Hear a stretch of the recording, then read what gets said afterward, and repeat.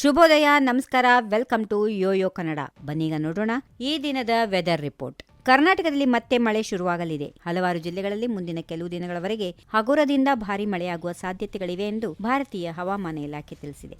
November 27ರ ಒಳಗೆ 2 ದಿನಗಳ ಕಾಲ ರಾಜ್ಯದ ಬಹುತೇಕ ಕಡೆ ಮಳೆಯಾಗಲಿದೆ ಎಂದು ಹವಾಮಾನ ಇಲಾಖೆ ಮುನ್ಸೂಚನೆ ನೀಡಿದೆ. ಕರ್ನಾಟಕದ ದಕ್ಷಿಣ ಕನ್ನಡ, ಉಡುಪಿ, ದಕ್ಷಿಣ ಒಳನಾಡು, ಕೊಡಗು, ಮೈಸೂರು, ಚಾಮರಾಜನಗರ ಮತ್ತು ಮಂಡ್ಯ ಸೇರಿದಂತೆ ಹಲವಾರು ಜಿಲ್ಲೆಗಳಲ್ಲಿ ಮುಂದಿನ 2-3 ದಿನಗಳವರೆಗೆ ಭಾರೀ ಮಳೆಯಾಗುವ ಸಾಧ್ಯತೆಗಳಿವೆ ಎಂದು ಹವಾಮಾನ ಇಲಾಖೆ ತಿಳಿಸಿದೆ. ಇದಲ್ಲದೆ ಕರಾವಳಿ ಮತ್ತು ಮಲೆನಾಡು ಪ್ರದೇಶಗಳಲ್ಲಿ ಮಧ್ಯಮ ಮಳೆಯಾಗುವ ನಿರೀಕ್ಷೆ ಇದೆ. ಇನ್ನು ಈ ಹವಾಮಾನ ಬದಲಾವಣೆಯಿಂದಾಗಿ ಕೆಲವು ನಗರಗಳಲ್ಲಿ ತಾಪಮಾನ 2-3 ಡಿಗ್ರಿ ಸೆಲ್ಸಿಯಸ್ ಕಡಿಮೆ ಆಗಲಿದೆ ಎಂದು ಹವಾಮಾನ ಇಲಾಖೆ ಸೂಚನೆ ನೀಡಿದೆ. ಸಿಲಿಕಾನ್ ಸಿಟಿ ಬೆಂಗಳೂರಿನಲ್ಲಿ ಮುಂದಿನ ಕೆಲವು ದಿನಗಳವರೆಗೆ ಹಗುರದಿಂದ ಸಾಧಾರಣ ಮಳೆಯಾಗುವ ಸಾಧ್ಯತೆಗಳಿವೆ ಎಂದು ಭಾರತೀಯ ಹವಾಮಾನ ಇಲಾಖೆ ಸೂಚನೆ ನೀಡಿದೆ. ಚಿಕ್ಕಬಳ್ಳಾಪುರ, ಚಿತ್ರದುರ್ಗ, ಹಾಸನ, ಕೋಲಾರ, ರಾಮನಗರ, ತುಮಕೂರು, ವಿಜಯನಗರ, ಚಿಕ್ಕಮಗಳೂರು, ದಾವಣಗೆರೆ, ಕೊಡಗು, ತುಮಕೂರು ಜಿಲ್ಲೆಗಳಲ್ಲಿ ಮಳೆಯಾಗಲಿದೆ ಎಂದು ಹೇಳಲಾಗಿದೆ. ಅಷ್ಟೇ ಅಲ್ಲದೆ ಕಲಬುರಗಿ, ಬೀದರ್, ವಿಜಯಪುರ, ಬೆಳಗಾವಿಯಲ್ಲಿ ಒಣಹವೆ ಇರಲಿದೆ. ತಮಿಳುನಾಡಿನಲ್ಲೂ ಭಾರೀ ಮಳೆ. ತಮಿಳುನಾಡಿನಲ್ಲೂ ಕೂಡ ಕಳೆದ ಕೆಲವು ದಿನಗಳಿಂದ ಭಾರೀ ಮಳೆ ಆಗ್ತಾ ಇದೆ. ಇದೀಗ ಇಂದು ಕೂಡ ತಮಿಳುನಾಡಿನ 10 ಜಿಲ್ಲೆಗಳಲ್ಲಿ ಭಾರೀ ಮಳೆಯಾಗುವ ಸಾಧ್ಯತೆಗಳಿವೆ ಎಂದು ಚೆನ್ನೈ ಹವಾಮಾನ ಇಲಾಖೆ ಸೂಚನೆ ನೀಡಿದೆ.